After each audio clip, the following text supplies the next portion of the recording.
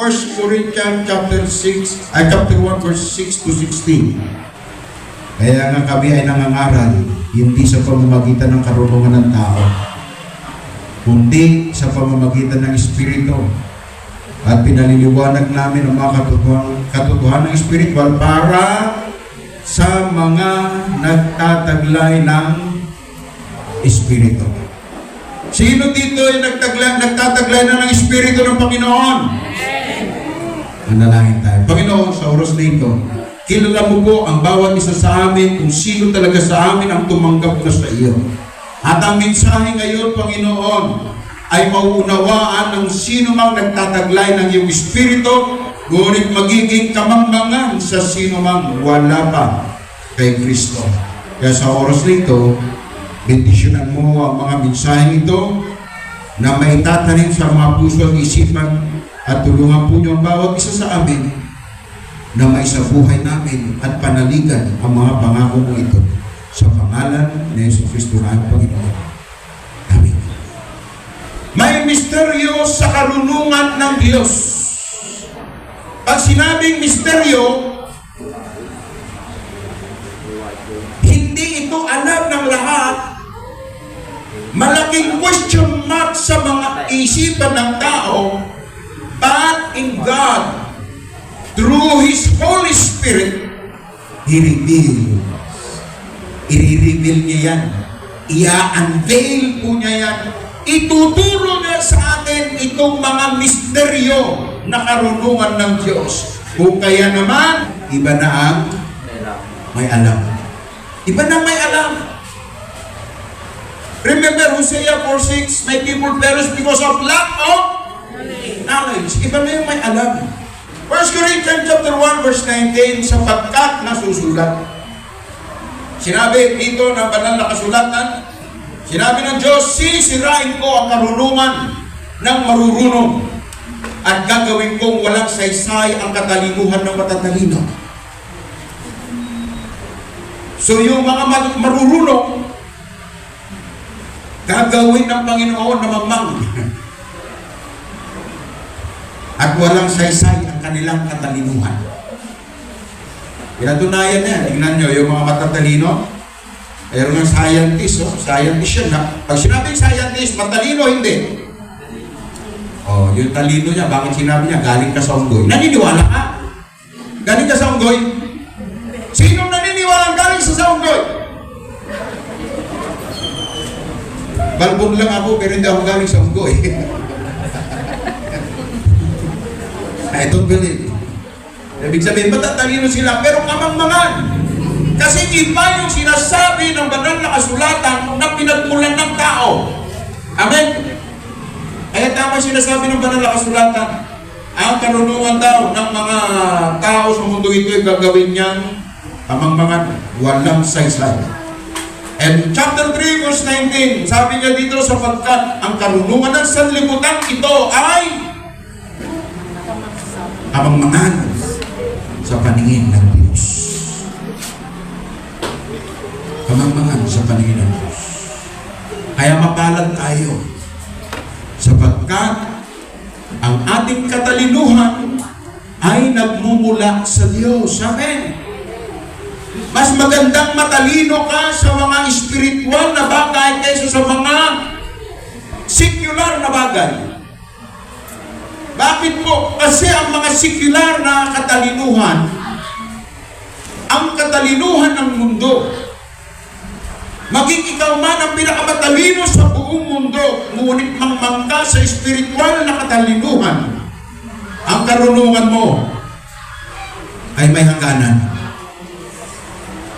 Pag nasira ang ulo mo, di ba nagbabagdaw? Parang computer. Tama, yung computer nga, nagbabagdown eh. At yung isip mo, ang tali-talino. Actually, maraming mga nakikita natin na ang tatalinong tao. Pero, ngayon, nagbibilang na ng poste. May mga kilala kayong gano'n? Nagbibilang na ng poste doon sa mga kalsada, kaya nagbibilang ng puto. Ang tatalino ng mga taong yan noon. May kilala kayo? Yes? ito ay mayroong hangganan. Kapag namatay na rin yung tao yun, wala. Kaya alam po ba ninyo yung mga tinutuklas ng mga scientists ngayon? Alam po ba niyo yung mga tinutuklas ng scientists ngayon? Natuklasan na po yan noong unang panahon. Kaya nga sabi ang kasaysayan ay paulit-ulit lang. Kasi yung mga nakatuklas noong unang panahon, namatay na sila. So hindi na isa atin yung karunungan. Ay ngayon tinutuklas na naman ng iba. At yung mga nakatuklas ngayon, sila ng inventor. So may katapusan, lilipas ang talino ng sanlibutan. At ang talino ng sanlibutan, ang karunungan ng sanlibutan, ang sabi ng banal na kasulatan kanina ay amang-mangan sa harapan ng Diyos. Sabi mo sa katabi mo, congratulations, may talino ka ng Diyos. Yes, amen! Bumalakpak ang mga naniniwalang may karunungan siya ng Diyos.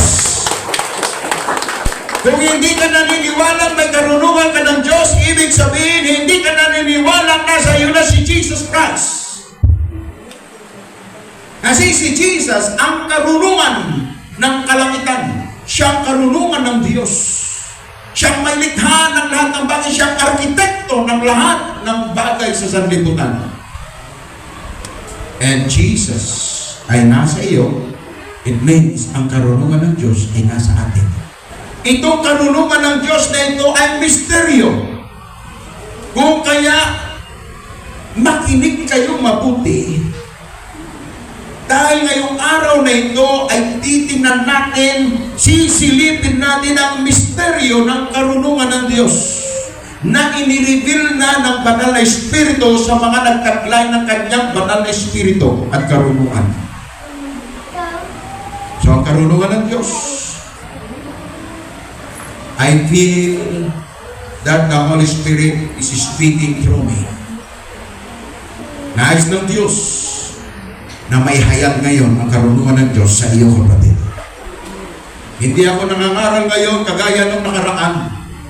Ngunit ngayon ako'y nangangaral, I feel tumatayo ang balahibo ko. That the Holy Spirit, siya yung tumutulong na may labas ang mga mensahe ito. Purihin ang Diyos. Hallelujah! Palakpakan natin ang Panginoon at purihin siya. Hallelujah! Hindi ito maunawaan. Ang karunungan ito ay hindi maunawaan at hindi rin matanggap dahil kamangmangan daw ito sa mga sinumang hindi nagtataglay ng Espiritu ng Diyos. Kaya nga sabi na ito, apay, gimgimo ka pa lang. Awan bit, di maalam ay siya eh. Mas may mayat pa nga mabang ka dyan tartalo, no agawit ka, atas na eh. Ngayon mabang ka dyan paggimungan, no agawit ka, awan kwartam. You see the knowledge of unbelievers, yun ang kanilang kaisipan.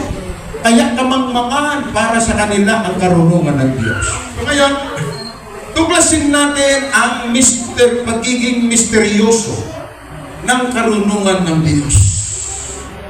Ano ba itong karunungan ng Diyos? Ano natin makikilala? Haharapin ang karunungan ng Diyos na ito. Una, ang sabi po niya, ang karunungan daw ng Diyos ay isang spiritual na kaalaman. Sabihin nga, spiritual na kaalaman. At ang spiritual na kaalaman ito, walang isa man sa mga tagapamahala ayon sa verse 8 ng ating teksto. Wala isa man daw sa mga tagapamahala sa daigdig na ito ang nakaunawa sa karunungan ng Diyos. Kaya kailangan natin ipanalangin ang ating mga leaders. Hindi nila nalalaman ng bansa natin ay launching pad pala ngayon, planong maging launching pad ng war. Hindi nila alam na ang ating bansa pala ay plano ng kaaway na gawing launching pad for the next pandemic globally. At hindi rin nila alam na ang ating bansa ay launching pad para sa Neuralink. Maglalagay ng mga chip upang sa gayon pagandigan ng Antichrist. Tatangkiligin at tatangkiligin ng lahat na introduce na. So walang nakaalam. ang mga leaders, kailangan nila ang ating mga panalangin, mga kapatid. Sino sa inyo gumanap ng kanyang tungkulin na challenge of prayer and fasting? Hello? Sino mo ang gumanap ng prayer and fasting? Wala, Lord. Mas eating ang ginawa nila, Lord. Kung di pa kayo nagsimula, pwede nyo gawin. 7 days lang naman. 7 days, challenge, prayer and fasting. Pray for our country. Pray for our leaders. Resist the demons. Resist the spirits ng kaaway. Sapagkat ang tao hindi nagtataglay ng espiritu ay hindi kayang tumanggap ng mga kaloob mula sa espiritu ng Diyos. Para sa kanila, kamangmangan ang mga iyon at hindi nila nauunawaan. Hindi nila naiintindihan. Kaya na kung paano magkakaroon ng markahan. Hindi nila alam yun. Hindi nila alam na paparating na, andyan na yung mga sistema. Hindi nila alam. Ang dahilan, wala sa kanilang espiritu ng Diyos sapagkat ang mga bagay na espiritual ay maunawaan lamang sa paraang espiritual. At ang sino mang nagtataglay ng espiritu ng Diyos, siya lang ang makauunawa nito. Amen? At isa ka doon, kapatid. Purihin ang Diyos. Palakpakan natin siya kasi ibinigay niya ang espiritu na sa atin para maunawaan ito. So, pangalawang espiritu, ang karunungan ng Diyos ay ito ay i-reveal, ituturo ng banal na espiritu. Kaya kahit si pastor ang magturo sa inyo, kahit pastor ang magturo sa inyo, pwedeng hindi nyo ito maintindihan. Not unless the Holy Spirit mismo ang magre-reveal nito sa iyo. Kaya kapag ikaw ay tinuturuan ng mga spiritual, listen to this. Huwag kayong tumingin sa nangangaral. Ang tingnan ninyo, pakinggan ninyo yung ipinahahayag. Kasi kung saga ng aking gusto kong marinig ninyong lahat, gusto kong matutunan natin lahat. Pero, kung may stumble kayo sa akin, sa palagay nyo, pakinggan ninyo, wala kayong interest. Kaya dito, hindi tao ang maghahayag nito sa atin kung hindi ang Espiritu ng Diyos. Kaya kung gusto mong malaman ang mystery ng karunungan ng ating Panginoon, listen to the Word of God. Amen? Itago mo muna yung inis mo. Itago mo muna yung pagkadismaya mo. Mag-focus ka sa Word of God because the Word of God is Jesus who is teaching you. And by the power of His Holy Ghost, maririnig mo ang kanyang mga mensahe. Yun yung pagkakaiba ng nagsimba at sumamba. Yung sumamba, nakaunawa. Yung nagsimba, nagpalipas oras lang sa simbahan. Sabi mo sa katabi mo, sumamba tayo. Amen? Praise the Lord! Sabi dito sa verse 15, naunawaan at nagtataglay ng Espiritu ang kahalagahan ng lahat ng bagay.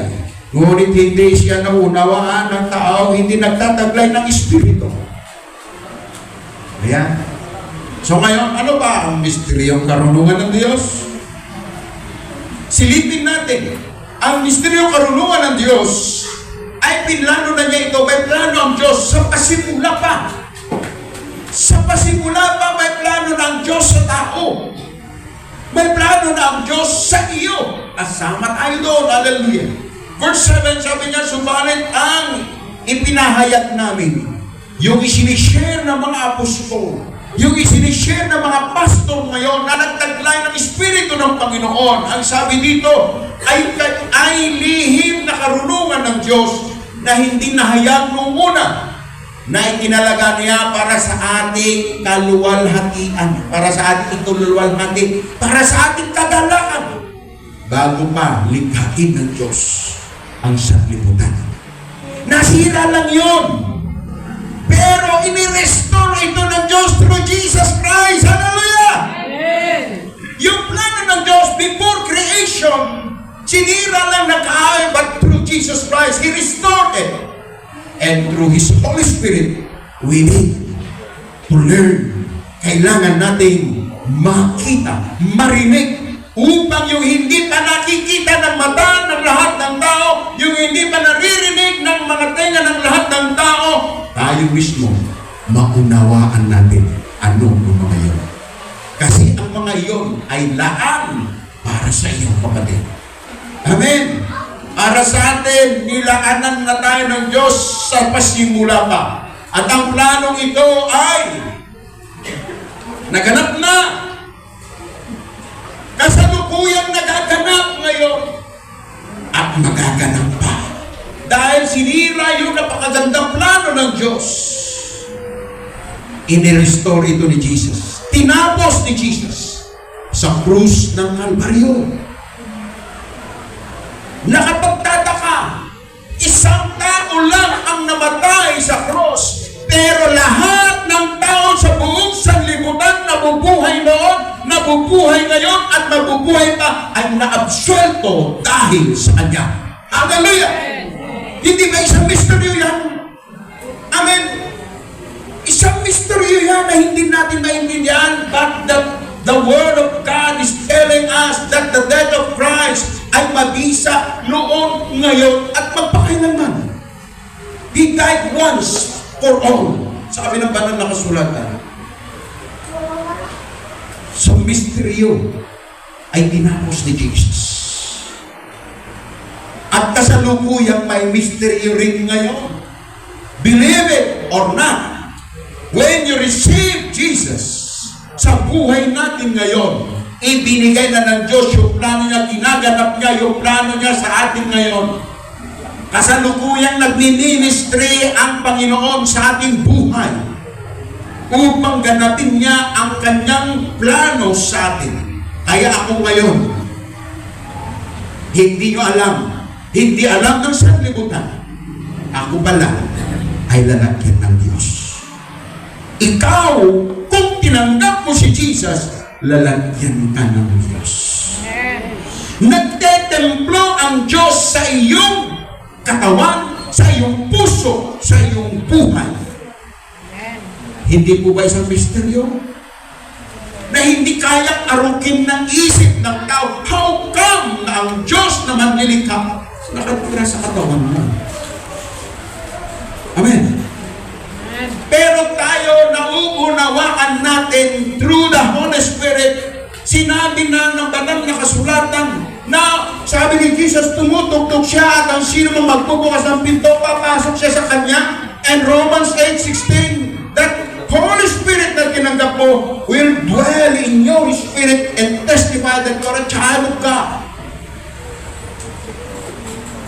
Misteryo, magkasama tayo. Kaya nga templo ang ating katawan ng banal na Espiritu ng Diyos. Kaya nga kung kinikilala mo ng Espiritu ng Diyos, nagtetemplo sa katawan mo, kasama ng iyong Espiritu, huwag mo siyang sasaktan. Huwag mo siyang bibigyan ng kapighatian, sabi sa Ephesians 4:30. Kasi yung Espiritu niyang kasama mo, kaya kapag gagawa ka ng ayaw ng Diyos, sinasaktan mo yung kasama mo. The Holy Spirit, sinasaktan mo. At yun yung kabilin-bilinan. Doon sa Ephesians 4:30, huwag mong bibigyan ng kapighatian, huwag mong sasaktan. Dahil ang Espiritu, tinanggap mo yan ay Espiritu tanda, stilyo, na ikaw ay tinubos. Amen. Hello? Amen. Kaya tayo po ay lalagyan ng Diyos. Isang misteryo kung paano, pero yung mga tao naniniwala, pwede silang maniwala kapag tinanong mo, naniniwala kang pwede pumasok ang demonyo? Oo naman, naniniwala sila.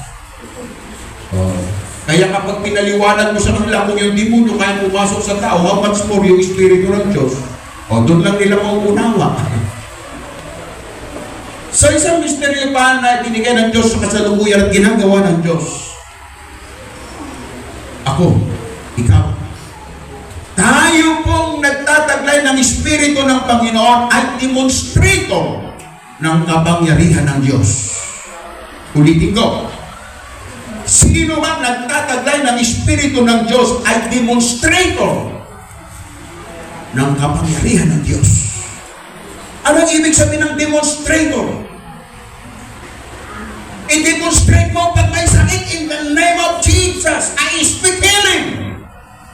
You are demonstrator. Hello? Kaya huwag tayong matatakot manalangin para sa mga may karamdaman. I-lay-hands ninyo. Yan ang sabi ng banal na kasulatan. Patungan ninyo ng inyong kamay ang mga may sakit at palayasin ang demonyo. Resist the demon and he will flee. Speak healing. Speak the word of healing in the name of Jesus at gagawin ng Panginoon. You are the demonstrator of God's power. Hallelujah! Demonstrate the power of the Lord. Huwag tayong matatakot. Kaya nga tinawag tayong Pentecostal.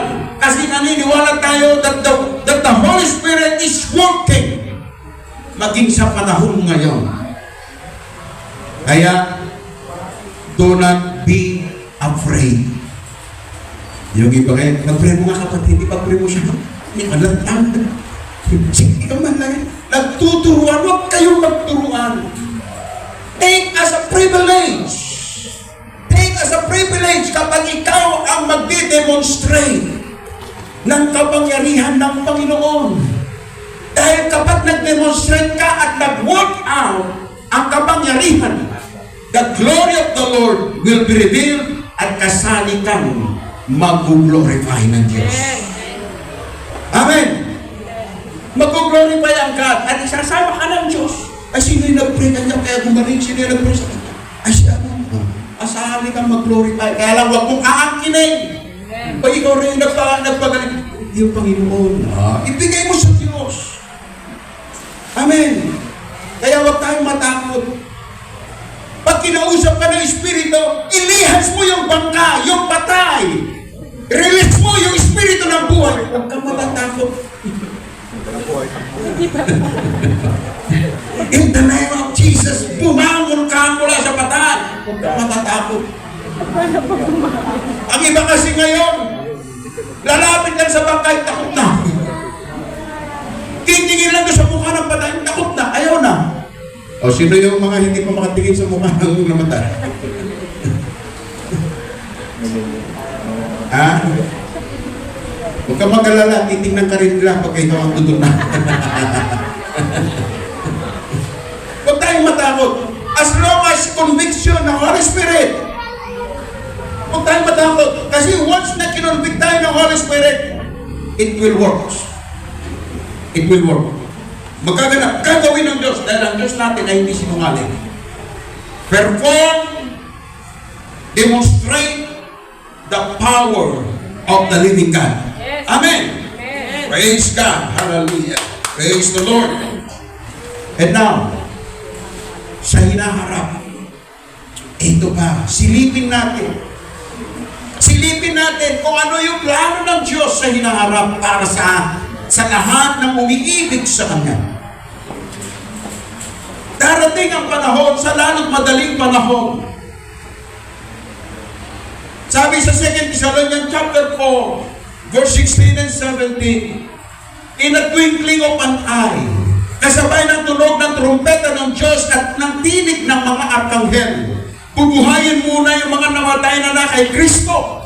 At tayo naman mabuhay pa na daratnan sa panahon yon ay kanya rin kukunin sa isang mata.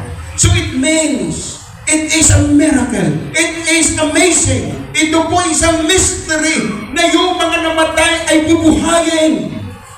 Basta Kristiyano.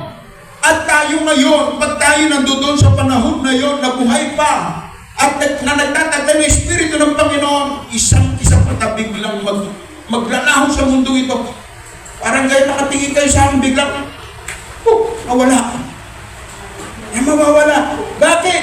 Kasi ang Panginoon ay nangako ang Panginoon sa John chapter 14. Anong sabi ng Panginoon doon? Verse 1. Sa bahay ng aking ama ay maraming silid. Paruroon ako at ipaghahanda ko kayo. At kapag natapos na, so may panahon na matapos yun. At pag yun ay natapos na, sabi ng Panginoon, babalik ako upang kayo ay aking kunin.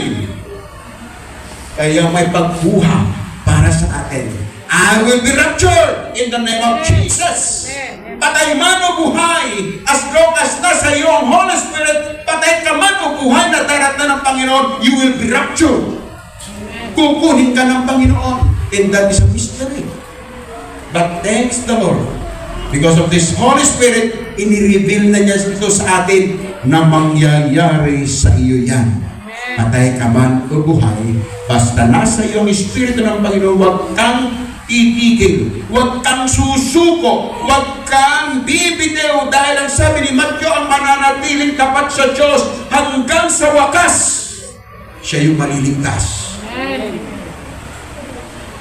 That's a mystery. Sabi mo sa katabi mo, magkita kita sa rapture. Okay, sabi mo sa katabi, magkita kita sa rapture. Magkikita tayo sa rapture. Yes. Maliban na lang kung pababayaan mo yung sarili mo. Pero magkita tayo, alagaan natin para magkita-kita tayo. Imagine, pag nag-rapture, maraming people, members sa dudon, hallelujah. Kikita-kita tayo, congratulations, nagtagumpay tayo mga people, members, hallelujah. Pero nasaan si Camilo? Nasaan siya? Wala siya. Katakatabi ko lagi, wala siya. Huwag mo pababayaan, hindi ka makuha sa rapture. Amen? Huwag tayo susukog pa tayo malubuhan. Huwag natin pababayaan. Ang misteryo ng Panginoon sa kasalukuyan, ako'y magkakaroon ng buhay na walang hanggan. Pagdating ng Panginoon at hindi ako matay, hindi na ako mamamatay. Wala nang katapusan. Ako buhay. Hallelujah. Amen. At kung kayo man ay patay, sa panahon na yon, bubuhayin din kayo ng Panginoon at hindi na kayo mamamatay. Dahil mayroon na kayong buhay na walang hanggan, kagaya ko hindi namatay. Ay, mayroon din buhay na walang hanggan. Hallelujah! Kasi yan kiniklaim ko sa Lord. Buhay, mabuhay siya. Buhay ako na daratnan ng Panginoon. Praise God. So, wala nang kamatayan. We will become immortal. We will become immortal. Like Jesus Christ. Walang kamatayan. Pangatlo, isang misteryo sa paparating na panahon, ipinangako ng Diyos, maghahari ako kasama ni Jesus Christ. Amen? Romans 8:17. Romans 8:17, dahil ako ay tinuring na anak ng Diyos, kasama akong tagapagmana ni Kristo at maghahari kasama ni Jesus Kristo. At ganun din kayo. Dahil kay Jesus Christ, kayo rin ay maghahari kasama ni Jesus. So lahat tayo ay maghahari kasama ni Jesus. Amen. Bakit? Wala nang kamatayan. We are now immortal on that time. Hallelujah. Imagine niyo, wala nang kamatayan, walang katapusan. Wala nang karamdaman, wala nang chikungunya. Hindi ka natatabla ng anumang klase ng karamdaman. At higit sa lahat, ito yung plano ng Diyos. Ako ay titira sa kanyang inihandang bagong Jerusalem. At kung kayo'y panghahawakan yung pananampalataya nyo at hindi kayo susuko, kasama ko kayo, titira sa inyo, Jerusalem. At doon sa inyo, Jerusalem, sinabi ng banal na kasulatan na ang mga kalsada ay tutok. Kaya hindi ko problema ang kintok sa panahon na yun. Ang mga dingding ng iyong bahay na mansyon ay mga hiyas, mamahaling mga bato. At wala roong karamdaman, wala roong kamatayan, wala na roong matanda, wala na roong bata, walang kulubot, walang pangit. Lahat ay perfect sa harapan ng Diyos. Dahil yan ang sinabi niya sa 1 Corinthians chapter 15, na yung katawang may kasiraan ay papalitan niya ng katawang walang kapintasan. A perfect body. Kaya pagdating natin sa Jerusalem, sa New Jerusalem, we are perfect body. Walang kamatayan, walang katapusan, at wala ng araw, wala ng gabi. Dahil ang Panginoon, siya na ang liwanag sa panahon na yun. Nakikita po natin? Hallelujah! Hallelujah!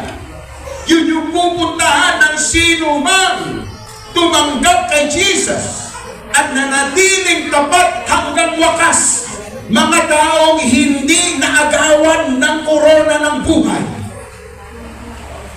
Kaya huwag mong papayagan, kapatid, na agawin muli ng diablo yung joy ng kaligtasan mo. Kaya kung ikaw ay nakikipaglaro ka pa kay Satanas ngayon ng panahon para ikaw ay magseryoso sa Christian life mo.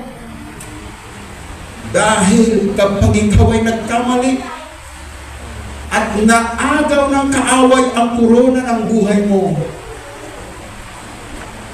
hindi ka makapapasok sa New Jerusalem. Dahil ang pupuntahan ng sino mang hindi nagtagumpay, sino mang hindi naging tapat sa Diyos, lahat ng hindi nakasulat ang pangalan sa aklat ng buhay ay kasama ni Satanas na iahagis sa dagatang apoy. At doon forever and ever, walang katapusang maghihirap at tutorturin. Mamili ka sa dalawa. Alin ang gusto mo forever and ever? Lumalangoy ka sa dagat-dagatang apoy o nag-i-enjoy ka doon sa New Jerusalem? Magseryoso ka. Sabi mo sa katabi mo, magseryoso na tayo. Yes, magseryoso na tayo. So now, to summarize, ang karunungan ng Diyos ay espiritual na kaalaman. Ang karunungan ng Diyos ay itinuturo ito ng banal na espiritu niya. Ang karunungan ng Diyos ay plano na niya mula pa sa pasimula, sa kasalukuyan at sa hinaharap. Gagawin at gagawin ng Diyos ang kanyang pinlano noon pa magmula. Kaya ang sino mang magtatagumpay sa atin, makakamtan niya yung planong ginawa ng Diyos. At ang planong yun, yung pagdating mo doon, nakasalalay sa iyo. Ginawa na ng Diyos ang lahat ng paraan para sa atin. He carried the cross of sin. Pero tandaan mo, alalahanin mo, bago dumating doon sa tuktok ng pagpapakuan kay Jesus, ipinasa ni Jesus yung pagpasan sa tao kay Simon. Si Simon ang siyang nagpatuloy hanggang hangganan. Kaya ganun din ngayon. Ang kaligtasan ng kaluluwa natin ay binigay ng Panginoon sa atin ngayon. Nasa kamay mo na ngayon. Ipinasa na ng Panginoon sa iyo ngayon. At nasa sa iyo na kung magpapatuloy ka, nasa iyo na kung pagpabayaan mo, nasa iyo na kung saan mo gustong mapunta. You have a free will. Ibibigay ng Diyos sa iyo. Ang plano ay naganap ng ginawa na sa tubuyan na pinaharap. Hindi ba nakikita ng mata? Ngunit i-imagine na nasa atin ng Diyos ngayon through the Holy Spirit. Tinitingnan na ng ating spiritual eye na isang araw, hallelujah, use your spiritual eye now. Isang araw, kasama ko, hallelujah, multitude of Christians. Doon ako, hallelujah. Kasama ko ngayon. Sino yung gusto nyo? Sino yung kasama ko doon ngayon? Amen. Kayo na magkakaroon tayo. Magkakasama tayo. Use your spiritual eye to see the plan of the Lord. Andun ka, andun ako. Hindi pa narinig ng tenga, but the Spirit of God is telling in our ear now. This is my plan, my daughter, my son. This is my plan for you. Hindi pa sumasagi sa isip ng tao, but now, the dispensation ng Panginoon, ipinakita na niya sa atin. The blueprint ng mga darating, ipinakita na niya sa atin. Purihin ang Diyos. Amen. Hallelujah. At ito'y ibibigay niya sa sino mang umiibig at magtatagumpay sa Kanya. Ayaw ng Panginoon na may isa man sa atin ang mawawala.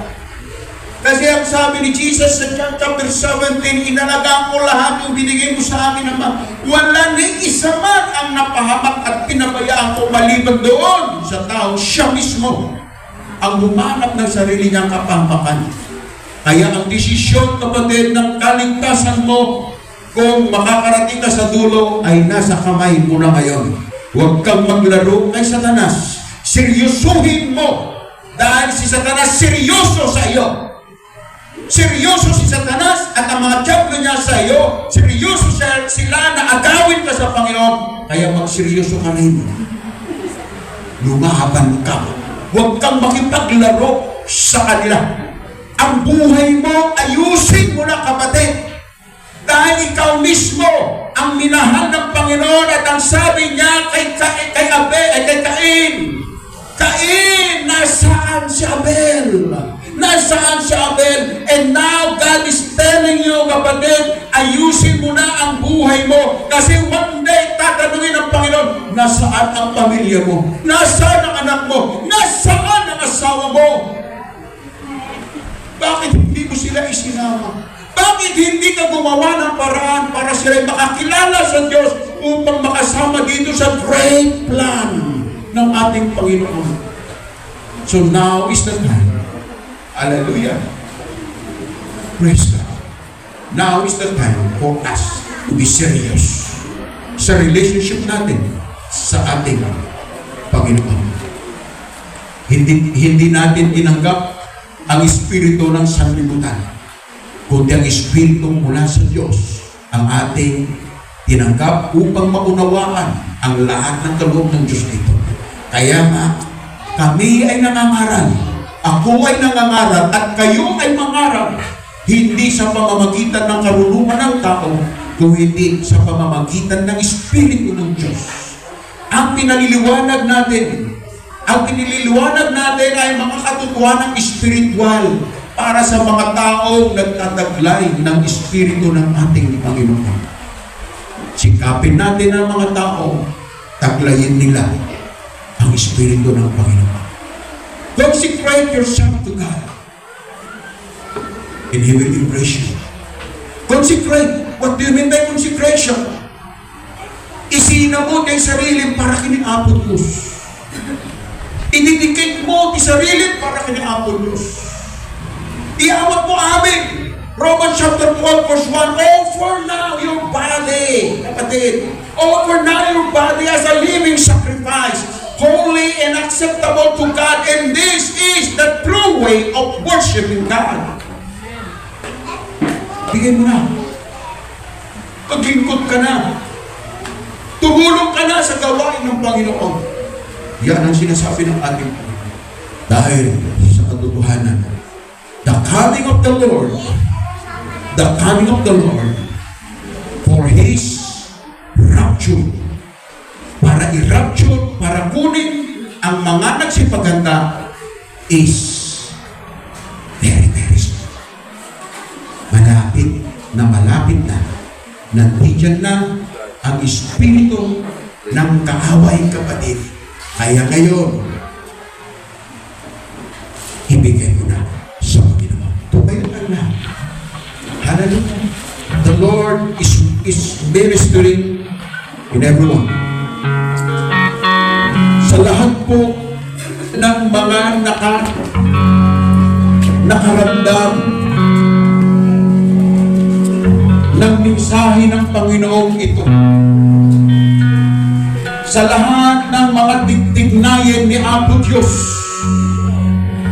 marikrip na nga katungtong na ka ni Apo Diyos. Ngayon kapatid, just close your eyes, makipag-usap ka sa Panginoon. Sabi mo sa Kanya, Lord, gusto ko mong magseryoso. Gusto ko na po, Panginoon, na maging kasangkapan mo para sa gawain mo. Tulungan mo ako na mahanda sa pagkuhan mo sa iyong mga anak, sa iyong iglesia. Gusto kong kasama ako. Gusto kong makita yung final na pupuntahan, yung Jerusalem. Gusto kong na-experience ang doon ako. Come on, just close your eyes. Talk to God. Talk to God. Sabihin mo yan, kapatid. Sabihin mo, Lord, gusto mo po makita, Panginoon, yung pagkabuhay na maguli. Gusto ko po, Panginoon, nandun ako sa wedding. Bakit, Panginoon, kasama ka kumakain. Gusto ko masaksihan yung pagbibigay ng mga nagtimpala sa mga naglingkod sa iyo. Hallelujah! Gusto ko po, Panginoon, makita ang mga dapat Kristiyano. Ang tatay ko, ang nanay ko, ang tatay ko. Bakit sila?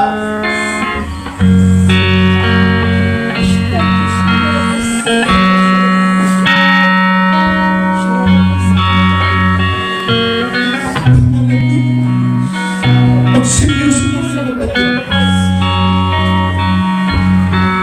May mga nauna na sa atin na ating mga kamag-anak na tumanggap kay Jesus in the promise of the Lord. Sila'y bubuhayin ng Panginoon. Makikita natin sila. Makakasama natin sila. So, huwag mong mababayaan. Huwag mong mababayaan. Hallelujah.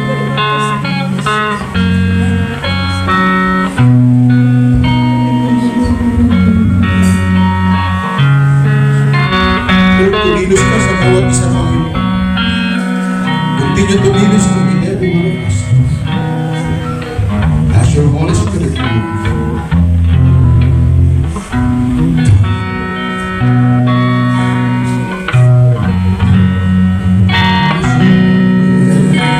Takes over my soul. As Lord with the Spirit. When the Spirit takes over my soul. Hallelujah. I will be changed, and your glory will be revealed. When the Spirit takes over my soul. Sabi mo sa Panginoon, Lord, take over my soul, O Lord. Sabi mo, take over my soul, O Lord. When your Spirit takes over my soul, hallelujah. When your Spirit takes over my soul, hallelujah. I will be changed, and your glory will be revealed. Your Spirit takes over my soul.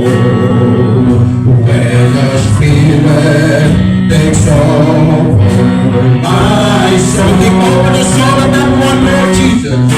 When your Spirit, let your Holy Spirit touch everyone, Lord God. In the name of Jesus. In the name of Jesus Christ. Hallelujah. I will be changed, and your glory will be revealed. Take over when your Spirit takes over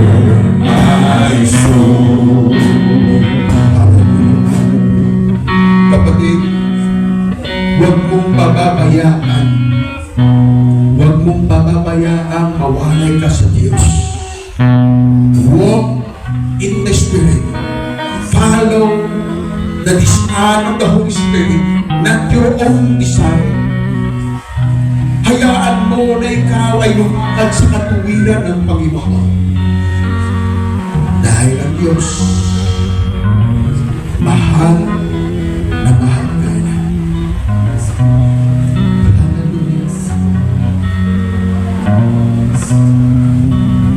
Ikaw ang Diyos at hari darating upang kami kunin mo pa kami sa isang mata, Panginoon. Sa isang mata, dyan sa papawirin, dyan sa papawirin. Pagtulog ng trumpeta, pagtulog ng trumpeta, kami titipunin.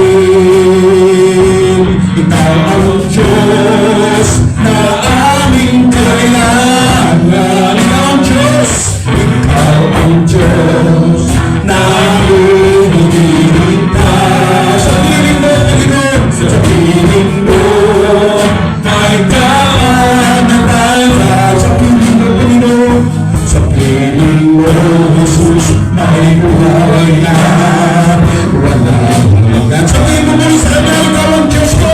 Ikaw ang Diyos na aming kailangan. Ikaw ang Diyos na aming hinihintay. Ikaw ang Diyos na aming hinihintay. Sa piling mo, ay kagalakan mo, ay kapanatagan. Sa piling mo, Jesus, ay buhay na walang hanggan. Sa piling mo, Jesus, may buhay na walang hanggan. Sabihin mo sa Kanya, sa piling mo, Jesus, may buhay na walang hanggan. Thank you, Lord, for the opportunity. Thank you, Lord. Sabihin mo, salamat, pinili mo ako, Panginoon. Sige, sabihin mo, salamat, pasalamat ka sa Kanya, kapatid. Pinili ka ng Panginoon. Yes, ang tagal mong hinanap ang Panginoon, pero siya pumili sa iyo ngayon. Natakbuhan ka niya, kaya nararamdaman mo siya ngayon, kapatid. Kaya mo siya nararamdaman ngayon kasi pinili ka niya. At gusto ka niya makasama hanggang doon sa kanyang inihanda para sa iyo. Thank you, Jesus. Thank you, Lord. Salamat sa iyong mensahe. Salamat po sa lahat, Panginoon. Purihin ka. Purihin ka. At ngayon, alalahanin ka namin, Panginoon, sa pamamagitan ng Diyos. Nang huling hapunan ginawa mo dito sa lupa noon, ang sabi mo, gagawin natin uli diyan sa iyong kalangitan.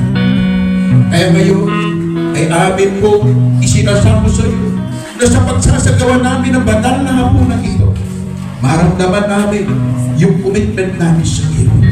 Salamat sa iyo, Panginoon. Nagyaman ang apo. Nagyaman na. Hallelujah. Kumuha po tayo ng tinapay at inumin, sabay-sabay po tayo kakain at inom.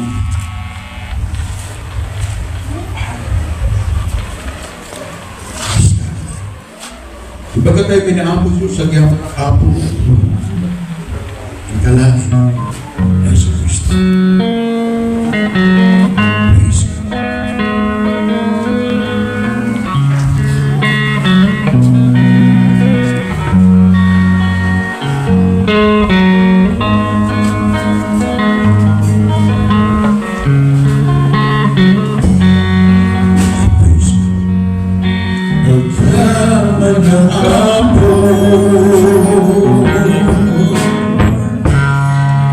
Tingala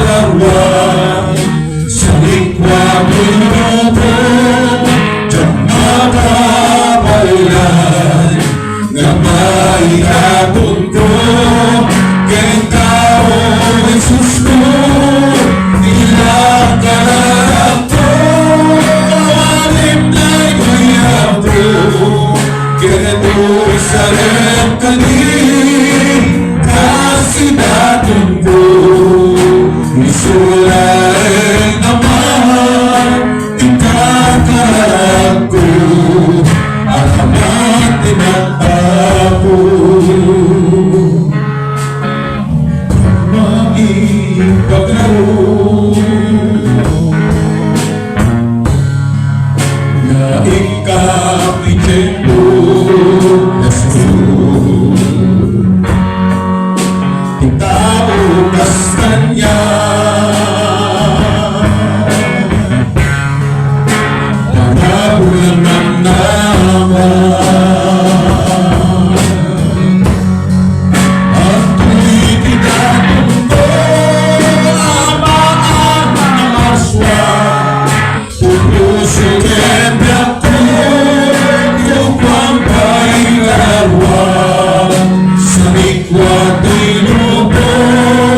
Diyak makapailan na may atong ko kailan tao Jesus ko nilang kararato ating naitinag ko keto sa rin kanig kasi natin ko isularin naman ikakarap ko ang natin na hawakan po natin ang tinapay at inumin.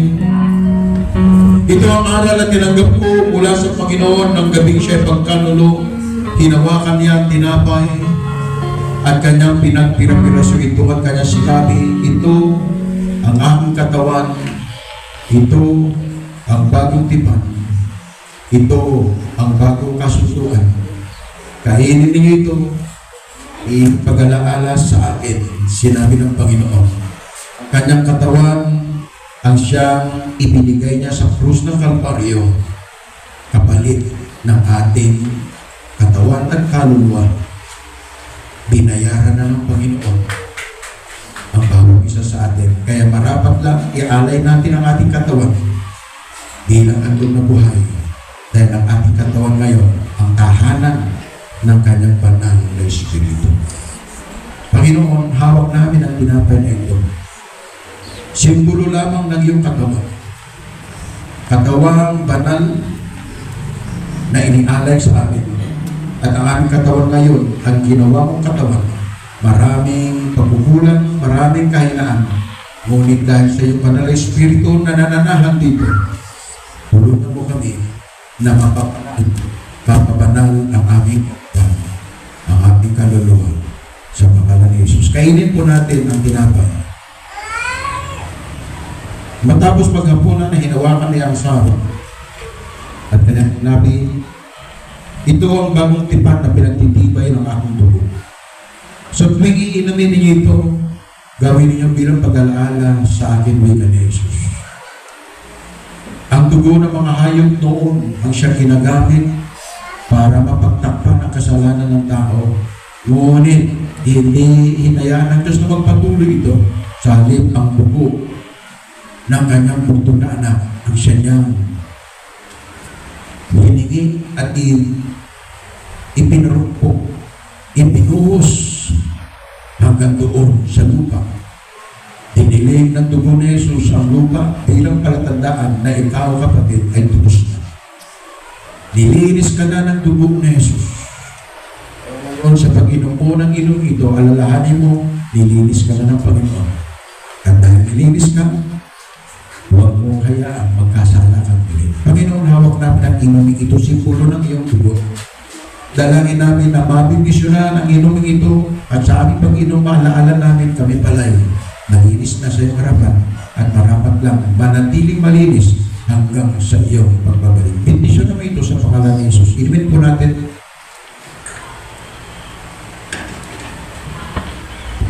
sa tuwing kakain kayo ng tinapay na ito at iinom sa saro ito, wika ng Panginoon, ipinahayag ninyo ang kamatayan at ang muling pagparito ng ating tagapagligtas na si Jesus. Sabihin mo, hindi pa nagsublima ako, urayan ka. Namin, di makakuyog ka, isimulat sa tinarawa. Hindi pa nagsublima. Ibagang kikwa natin na naipuswa. Urayan ka po, Jesus. Makakuyog ka.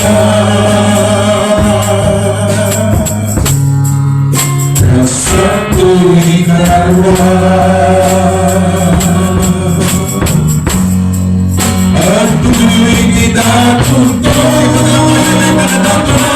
ng maswa tuwing puso yan ako mabalingay sa luwa sa likod ko'y lubog as your surrender as you surrender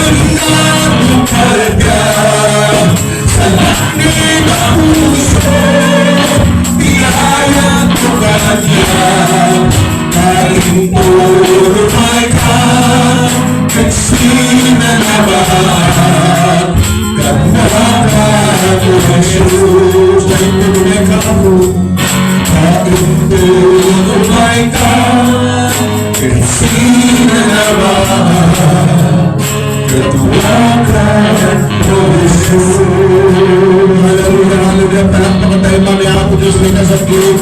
Ang clap offering to the Lord. Ang clap offering to the mighty God. Hallelujah, hallelujah, hallelujah. Glory, glory to you, Father God. All the glory is yours, Jesus. All the glory is yours. Thank you, Father God. We give it back to you, all the glory, all the honor and praise. In Jesus' mighty name. Amen. Palakpakan natin mula, Panginoon.